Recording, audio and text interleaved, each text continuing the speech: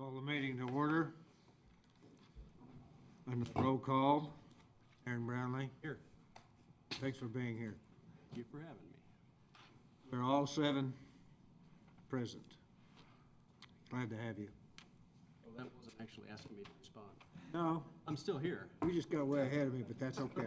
Okay, thanks. It's all well Good and good. enthusiasm. Hey, I'm really excited. We're glad to have you. Our invocation this evening will be given by Damon Burpo with the World Harvest Church. And the invocation, Joe Gilbert, we're going to put you to work. Would you lead the flag salute, please?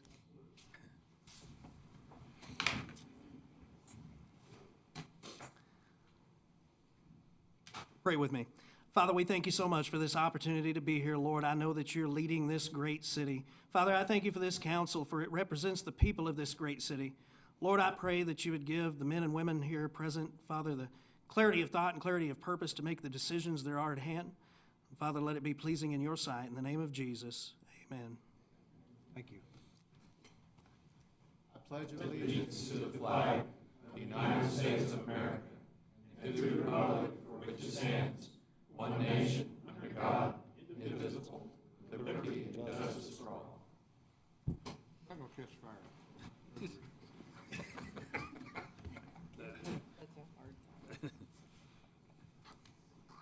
Should be tough. Yeah. Hey, I know better than that. Okay.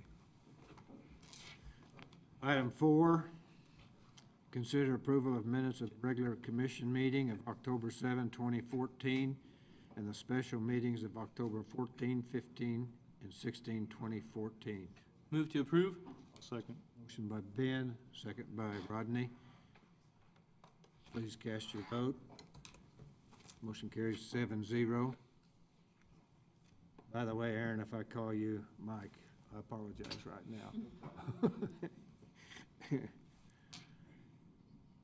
Under item 5, awards, presentations, and organizational business. Item 5.1, present the pet available for adoption at the city animal shelter. There you are.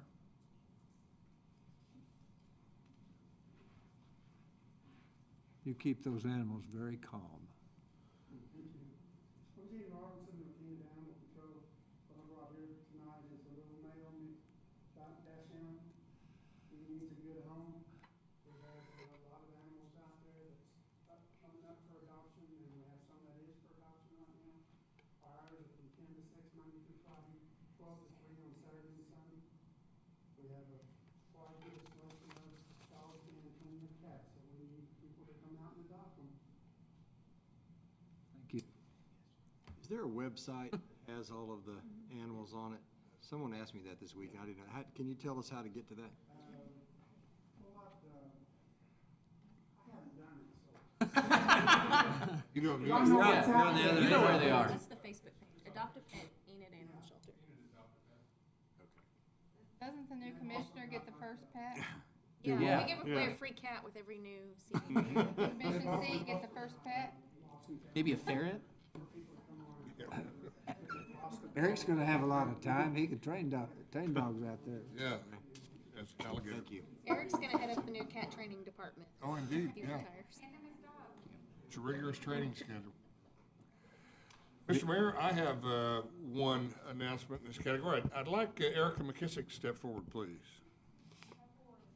Right here by this. Just keep walking until you stop.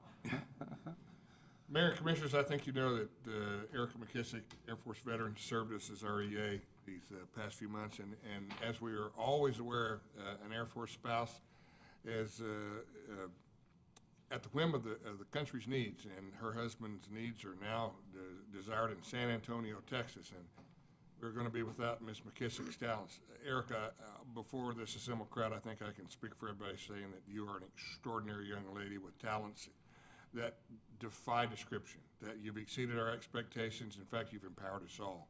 And I want you to tell your mom and dad how proud of you that we are. And because we have such a talented pool, Derek, would you step forward? This is Erica's replacement. This is Derek Smith. We call him Smitty. He is a retired Air Force veteran. He's the youngest of 7 children. He has 4 brothers who are police officers. He chose the military route. His father is retired Army. His family business, service to community and country in the Smith household, and we're very pleased to welcome him on board. He doesn't cook for snot compared to Erica. But he's an extraordinary professional. Erica, we're very proud of you. We're going to miss you immensely, and you are a favorite in the city of Enid.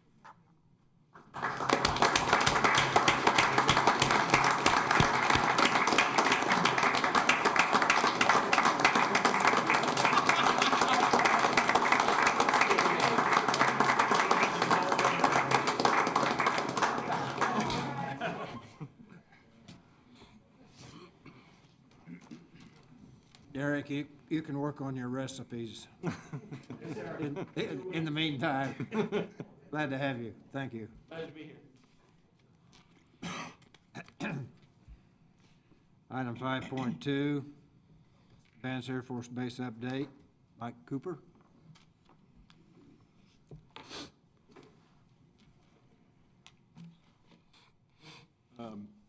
Dana's going to, I think, put something up for us there at the moment. But Mayor, City Manager, Councilman, staff, it's a pleasure to be here again. First, I would like to say, Aaron, look forward to working with you on City Council. That's outstanding for the city and this council that you'll be working with. Also, say thanks to City Manager Eric Benson's been a pleasure to work with you. I know you're not done yet, but you're getting close. So anyway, it's been a A pleasure. lot of people are ringing that bell. Well, not me, but it's been a pleasure to work with you. Just give you a little brief. I know I'm to be brief, but you have me and the Vance Development Authority to protect and enhance Vance Air Force Base. Over the years, a couple of differences between now and what it started out with. Before, it was about kind of like your economic development. I saw your economic development person here. But it's usually about quality of life and infrastructure. Infrastructure on the base, for the last, say, 15, 20 years, about $200 million worth of improvements, gone from worst to best. Quality of life in town, a lot of the things were some things like we now have a 4-year university. We have great medical centers here. There was a lot of issues about some of the specialty doctors and things that we had over the years, and we're good in all that now.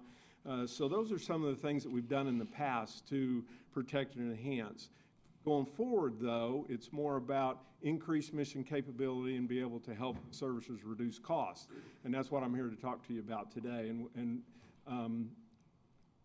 The increased mission capabilities, a couple of years ago, we built the joint use hangar out at the base. That was the first part of what I've got there to show you today. And this is kind of the ending of the funding process for the expansion of Woodring Airport to allow for T-38s to land over there. They already had the T-6s and T-1s landed over there, but this is something that allows them, and we worked this all the way through the channels, through the Defense Department at the Pentagon to make sure that this was something that, in fact, helped them reduce costs but gave them increased mission capabilities. So with that, I think, and Ono is here, he's done a lot of work on this as well.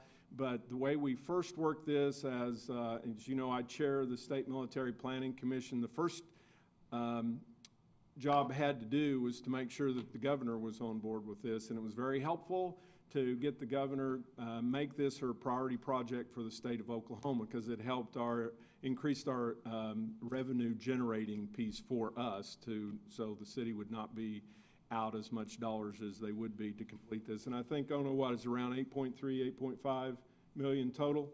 But at the end of the day, being able to do that, since the Aeronautics Commission and Transportation Department is underneath the governor's purview, well, what happened was the Aeronautics Commission gave us 2.5 million. The Transportation Department, we were able to work with Secretary Ridley to get us 500,000. The Military Planning Commission that I chair, we gave 2-year hits of that in total, well, actually 3, to total 680,000. There may be more dollars. We'll see how this goes. We could, possibly get another 200 to 250,000 next year to add to this total. We also got the set-asides from FAA up to 450,000. Then, of course, just about a month ago, and we've been working, I'd been working with FAA for about a year and a half. a year and a half or two. In fact, when we first started talking to them, said, well, they just didn't think we could get all this put together. And this will take a year or two to happen. We'll see. You keep coming when you're ready, to build the project and get approvals through environmental assessments and all kinds of things. And I know more about runway things than I ever wanted to know, trust me. But it all paid off because at the end of the day, they were pretty shocked that we were able to go through all those loops to get this done. Then they awarded us a 1.38, right at $1.4 million from FAA to go along with the money for this project. So if you look at that, out of this $8.3 million, we've been able to accrue about $5.5 million. And again, we can take Military Planning Commission, and I'll be meeting with Air Force leadership and Colonel Quinn to discuss what priorities are going forward for them. But if we need to put more money to it, we will. But again, that's kind of the final on that. A couple other things that I wanted to bring you up to date on. A couple of years ago at the state level, we passed legislation, power and structures, impact to our number one military air value item that we need to protect, which is airspace. And what this did, it allowed us to protect, if there were towers over 300 feet out anywhere underneath any of the military training routes or ranges across the state of Oklahoma, which there are a lot, because they not just our mission here, but others in the state, Altus, Tinker, and actually Fort Sill as well. So we passed legislation that before anything like that could be done, if it had any kind of impact to any of these ranges, FAA would bring it back to the Military Planning Commission, would come to me, and then we get with the airspace folks out here at Vance, and this is dealing with anything across the state. They quickly look at it and determine is it an impact or not, and then it gets approved or not. But something can happen until it goes through that process. About right as Colonel Quinn was coming here, there was a large, and as Britt knows, because I worked with him on this as well, there was a large wind farm to be developed out by Cedardale, which is, 80 to 100 miles probably west of here in some of the training ranges. And the unique thing about our training range, really the only one in pilot training, where as soon as they pull up the end of the runway, they kind of own and control it. So, but anyway, you would think 80, 90 miles west of here is not an issue. However, where this wind farm was to be placed was right in the middle of, it crossed two of their low-level training routes. So that's a problem because you can't move it, and it's restricted airspace in these low levels. So anyway, we were able to get with the company, and Brent knew them from Florida as well. It was a company from Florida, and so I called them, and we got them up here to sit down. And of course, these companies don't want to make the wrong move either, so they sat down with the Air Force leadership. They saw where all this was at, and we were able to make that wind farm still happen, but move it outside of, where it had negative impact to their training ranges, which again, the low levels are very, very significant. And those are the hardest, would be the hardest, if impossible, to move. One of the other things at the state level that we did, and that was passed a couple of years ago. At the federal level, and I'm president of the Association of Defense Communities. Section 331 allows for public-to-public, public-to-private partnership, and this goes to the help the military reduce cost piece, where we sat down with the military leaders and the city to look at, are there services back and forth that we can share that there may not be, but if there are things that you can do, like sewer, trash, security, all kinds of things, roads, anything that they do that maybe it's something we could do or something we could do that they, share this back and forth, do agreements. For the last 20 years, the Presidio at Monterey with the Army was the only facility that Section 331 allowed for. Well, we changed through the Defense Authorization Bill, had it changed to impact all military installations, whether it's Army, Air Force, Navy, Marines, whatever. And this session, we also added to that language where now the military will be able to do sole sourcing, so it'll speed up that whole process. So that will be coming. I know they've had some initial discussions out at Vance. They'll eventually sit down with your leadership, your city manager, mayor, public works, whoever it is you determine, and they'll start discussing, are there things, in fact, that we can help each other back and forth that can help each of us reduce costs. So that was done at the federal level. Again, all of that is centered around help reduce costs. We're already doing the things I told you a moment ago, like the runway, to help them increase mission capability. One other item I wanted to brief you on was this last legislative session, the Quality Jobs Program that you already know a lot about. It's an incentive plan that Brent Kissling and folks would use to incent local industry to either expand or bring industry into the state and create more jobs. And essentially, what we did in this legislation, and just allowed it to not only be utilized for public-private, but also to now military defense and civilian DOD jobs. So if you bring additional jobs in the state, it will be able to utilize the Quality Jobs Program. One of the things that happened just as we passed this bill, there is Tinker Air Force Base, as you know, has the GM plant was given to the Air Force. So now you have Tinker Air Force Base, the GM plant, and between the two you had several acres and a rail yard. So once this passed, the Air Force made the decision to increase to a total of about 1,500 jobs. And but that meant that if that happened, they needed to purchase the land. There were facilities and hangars and things they needed to do to make way for the KC-46 and some other things that private industry like Boeing and others are going to do there. Well, since the Quality Jobs Program passed, what that means is, and the way it utilized and going forward, we made sure that the Department of Defense leaders, Air Force leaders, and others knew that Oklahoma is basically open for business. You need to expand, move, rearrange, or whatever, jobs, realign missions, or whatever. If you bring them to our state, then what that means is for each job that you bring, you're able to set aside their state income tax dollars for a period of 10 years. You set it over in a fund, it accrues dollars. Well, take that process and what that means to the Tinker model, 1,500 jobs, that's approximately, with those average of those jobs, means that they're going to be able to accrue about $48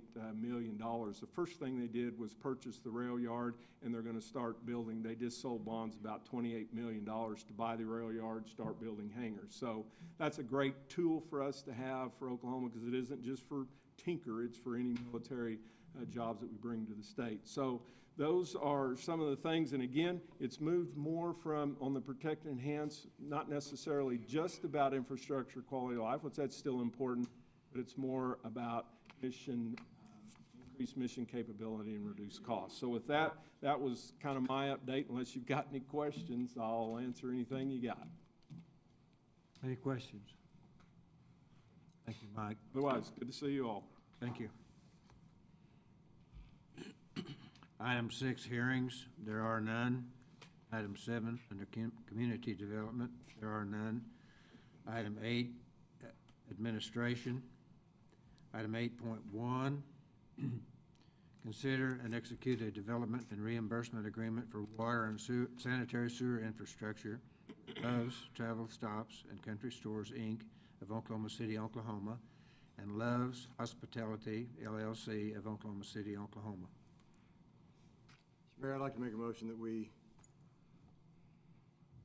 defer this until the next meeting, since we just got the contract and had a chance to review it. Second that. Motion by David to defer till, Table it. to table until the next meeting, David. Yes, sir. Second by Rodney. Further discussion? Please cast your vote. Motion carries 7-0. Item 8.2, review sign package for the Love's Travel Stop located at 42nd Street and U.S. Highway 412. Brent?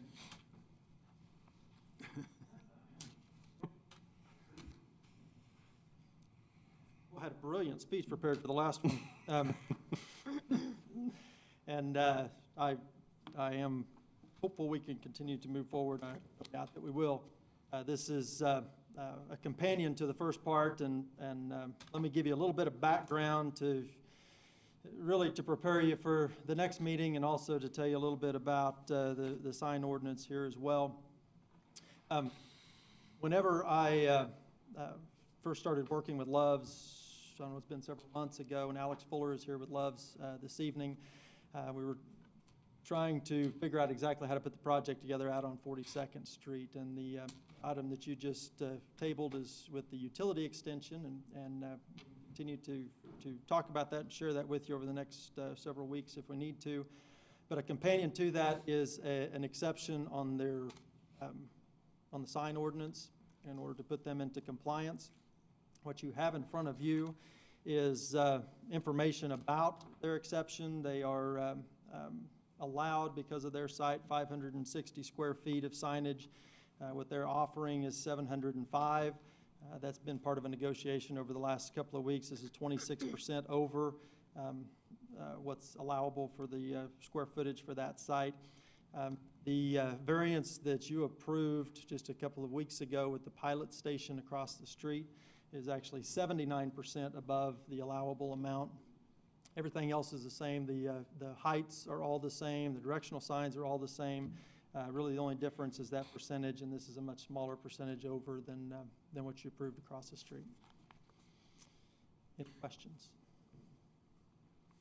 I move we allow the exception. Second? Motion by Ben, a second by Ron. Further discussion. Well, we discussed this downstairs, and I was against the other exception, and I'm against this exception. We've got to straighten out our sign ordinance. It's nothing to do specifically with Love's, but we cannot continue just to simply grant exceptions to the ordinance. We need to change the ordinance, or we need to say no. Further discussion. Please cast your vote. Motion carries 6-1. Item 9, consent items. Mayor, I'd like to pull item 9.1 from the consent agenda. We have a motion to pull 9.1 of the consent items. Second. Second by David. Do we need a motion for just to pull it? Yes. We have a motion in a second. Not on the item, but just to pull it from the consent agenda? No, we can vote on everything else but that. Yeah, that's what I mean. Yeah. I move we approve everything except 9.1. I'll second that. Changing your motion. Yeah. Catch that, Linda? You ready? Further discussion. Please cast your vote. Motion carries 7-0. Now we'll take item 9.1. I move we approve item 9.1. I'll second that. A motion by Tammy, second by David, to pull 9.1. To approve 9.1. I need to read that? The I need motion to- was It's to approve it's to approve 9.1. Pardon me? The motion was to approve 9.1. But do I need to read? Oh, read 9.1? Yes. Yes, I'm sorry. Okay. Award grants and execute contracts for services between the City of Enid Community Development Block Grant and For Our Kids Foundation, Sandbox Learning Center, Booker T. Washington Community Center, Young Women's Christian Association, and Community Development Support Association to administer the B-14-40-0006 grant-funded activities. Motion to approve. Motion by Tammy, Second. second by, was it David or Rodney? David? David. Further discussion? Please cast your vote. Motion carries 6-0.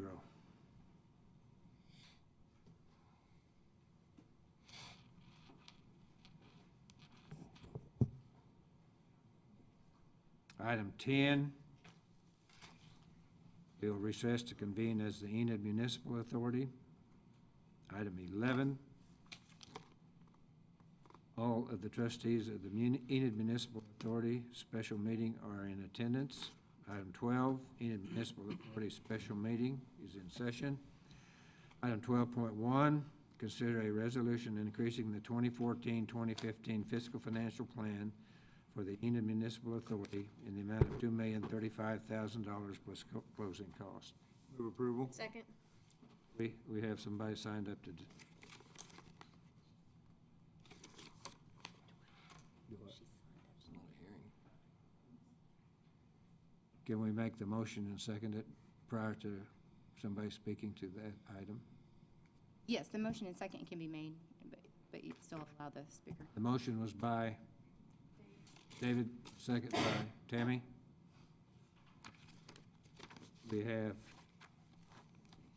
Vivian Atkinson signed up to speak on item 12. Ma'am? We need your name and address, please.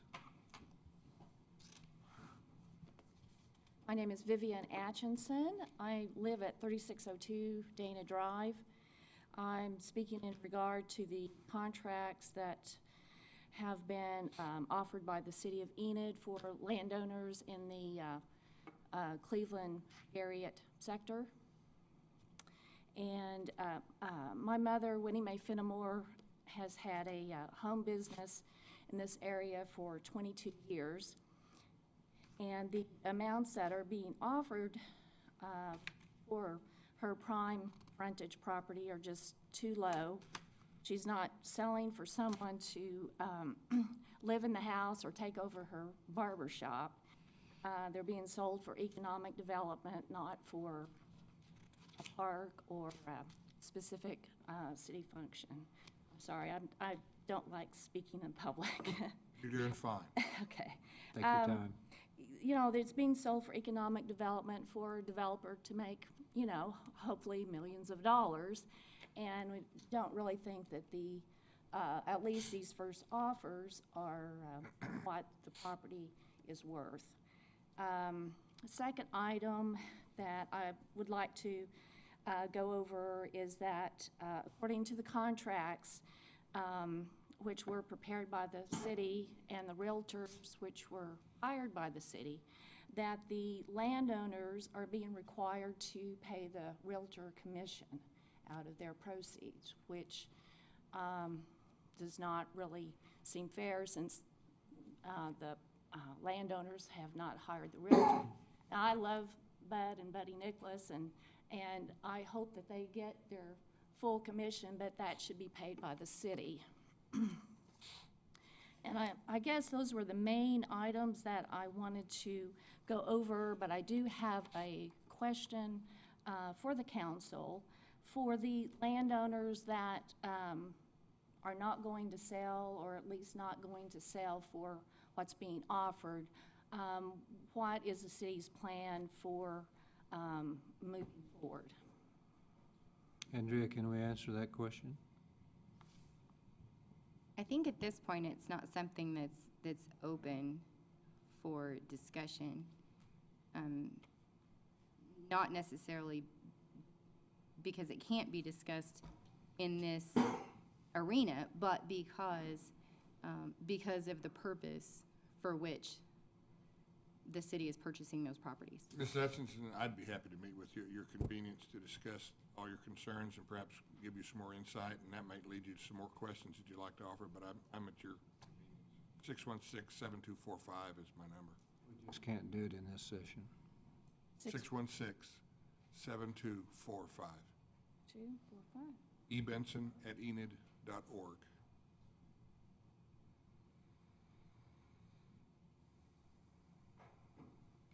Thank you. Thank you very much. Thanks, Vivian.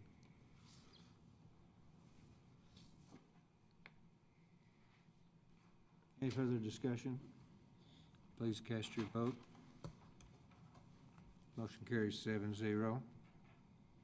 Item 12.2, execute contracts to purchase 3 properties located at 71014 A Court, 2301 to 2305 C Court, and 2313-2317 C Court for $75,000 each, plus closing costs for a total of $225,000 plus closing costs.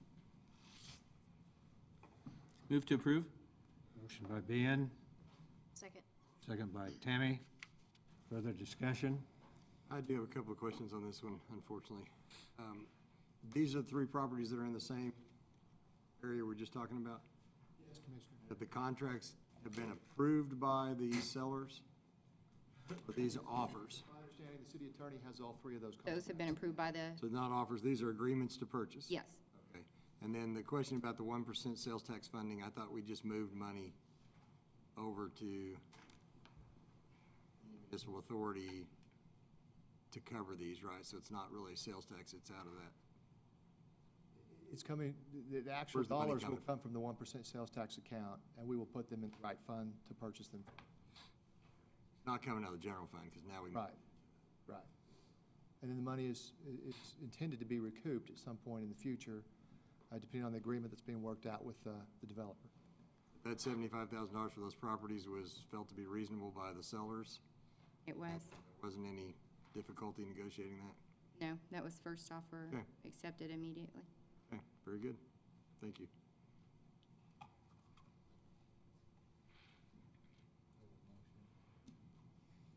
Second. Further discussion? Please cast your vote.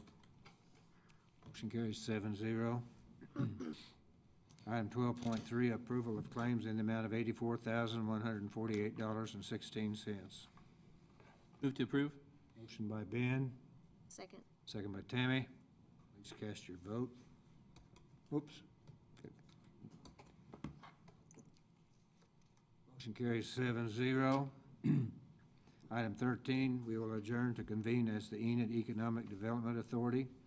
Item 14, the trustees of the Enid Economic Development Authority special meeting are all in attendance, all 7 of us. Item 15, the Enid Economic Development Authority special meeting is in session. Item 15.1, consider and execute a development and reimbursement agreement for water and sanitary sewer infrastructure with Love's Travel Stops and Country Stores, Inc. of Oklahoma City, Oklahoma, and Love's Hospitality, LLC of Oklahoma City, Oklahoma. Move to table until our next meeting. Motion by David to table. Pardon me? Second. Rodney? Second by Rodney. Further discussion? Please cast your vote. Motion carries 7-0. Item 16, we will now adjourn to reconvene as the Enid City Commission. Item 17, under public discussion, there are none. That doesn't sound right. Are none, there is none. There are none. Item 18, have a motion to adjourn. So moved. Motion by Ben. Aaron. Second. Second by Aaron. All right. Please cast your vote. Thanks for taking care of that. Thank you, Aaron. Motion carries 7-0. Still here. Still here. Haven't jumped ship yet.